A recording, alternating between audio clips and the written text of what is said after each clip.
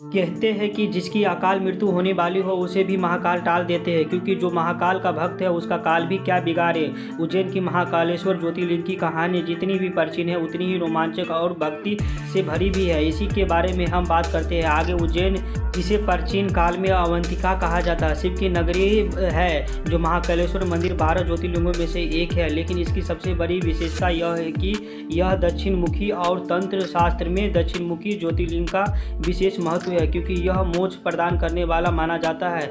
मंदिर की स्थापना के पीछे सबसे प्रचलित कथा दूषण नाम के एक राक्षस की है। जो अवंतिका नगरी प्राचीन समय में उज्जैन में वेद प्रिय नाम के एक ब्राह्मण रहते थे, जो शिव के अन्य भक्त थे। राक्षस का आतंक, दूषण का नाम राक्षस ने पूरी नगरी में धर्म का विनाश करना शुरू कर दिया और ब्राह्मणों को प्रेरित किया। महाकाल का प्रकट जब दूषण ने ब्राह्मणों पर हमला किया, तब शिव ने धरती फाड़ कर प्रकट हुए, उन्हें हुंकार भरी और राक्षस के भस्म कर दिया।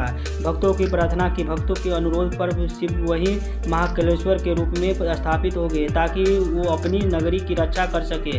उज्जैन की पृथ्वी के नाभि केंद्र माना जाता है। भारतीय ज्योतिष में उज्जैन शून्य संदातर 0 मेरिडियन पर स्थित था, जहां वो समय की गणना होती है। इसलिए शिव यहाँ महाकाल टाइम एंड डेथ के रूप में भी पूजे जाते हैं। भस्म आरती दुनिया की इकलौती आरती जहां चिता की ताजी भस्म के प्रतीकतम से महादेव का श्रृंगार होता है। नागचंद्रेश्वर मंदिर, जहाँ यह मंदिर साल में सिर्फ एक बार नाग पंचमी के दिन खुलता है। 3 तल मंदिर 3 हिस्सों में बटा है। नीचे महाकाल, बीच में उमा शंकर और ऊपर में नागचंद्रेश्वर। शिप्रा नदी मंदिर के पास स्थित पवित्र नदी, जहां कुंभ का मेला लगता है। उज्जैन के बारे में सबसे हैरान करने वाला मान्यता यह कि यहां कोई भी मुख्यमंत्री, प्रधानमंत्री या राजा रात में नहीं रुक सकता।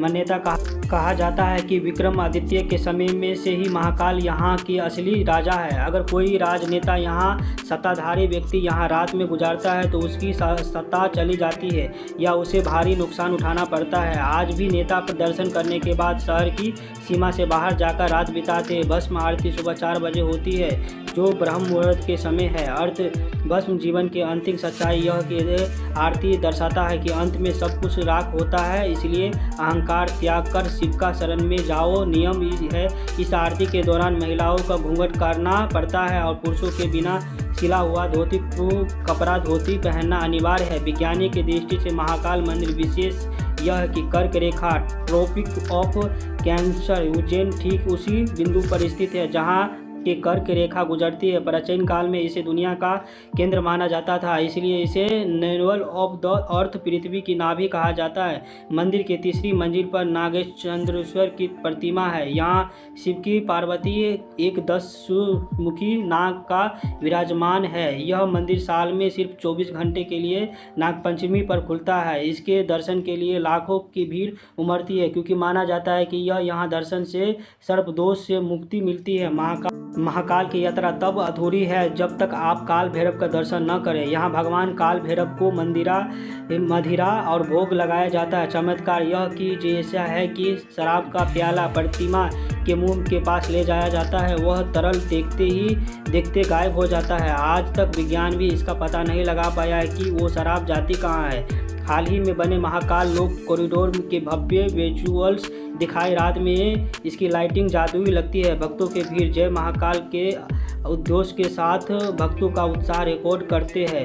शिप्रा तट, राम घाट पर होने वाली शाम की आरती शांत दृश्य, उज्जैन की भीड़ बहुत होती है, इसलिए योजना से पहले बनाना जरूरी है। भस्म आरती के बुकिंग के लिए इसके लिए आपको कम से कम 15 से 30 दिनों की लाइन में वेटिंग श्रीमहाकालेश्वर.com पर ऑनलाइन आवेदन करना चाहिए। यह निःशुल्क और शुल्क दोनों होती है। इसके लिए आधार कार्ड अनिवार्य है। शीघ्र दर्शन VIP, अगर आपको पास कम समय है तो आप मंदिर का परिसर में काउंटर से 250 रुपये की रसीद करवाकर जल्दी दर्शन कर सकते हैं। नॉर्मल दर्शन के समय लगातार में 2 से 5 घंटा तक समय लग सकता है, क्योंकि त्योहारों पे यह बढ़ जाता है। हवाई जहाज़ बाई एयर की सबसे नज़दीक एयरपोर्ट इंदौर IDR है, जो उज्जैन से लगभग 55 किलोमीटर के दूर है। एयरपोर्ट के पास टैक्सी या बस ले सकते हैं। आप जाना चाहते तो वहाँ train by train Ujjain junction देश की सबसे प्रमुख शहरों में से जुड़ा हुआ है। ये स्टेशन मंदिर के 2 से 3 किलोमीटर की दूरी पर ही है। सड़क मार्ग बाय रोड इंदौर, भोपाल और अहमदाबाद से बेहतरीन सेवा मार्ग उपलब्ध है। मंदिर के पास कई ही धर्मशालाएं और होटल उपलब्ध है। मंदिर की आपकी धर्मशाला महाकाल भक्त निवास भी है, जिसे आप ऑनलाइन बुकिंग कर सकते हैं। भस्म आरती के लिए पुरुषों की धोती और महिलाओं के लिए साड़ी पहनना अनिवार्य है। सामान्य दर्शन के लिए कोई भी सख्त ड्रेस कोड नहीं है। दर्शन के बाद महाकाल लोक कॉरिडोर घूमने के लिए कम से कम 1-2 घंटे का समय अलग से रखें। शाम के समय यह लाइटिंग और मूर्तियाँ अद्भुत दिखती है। मंदिर के काउंटर से ही लड्डू का प्रसाद लें, जो शुद्ध और ताज़ा होता है।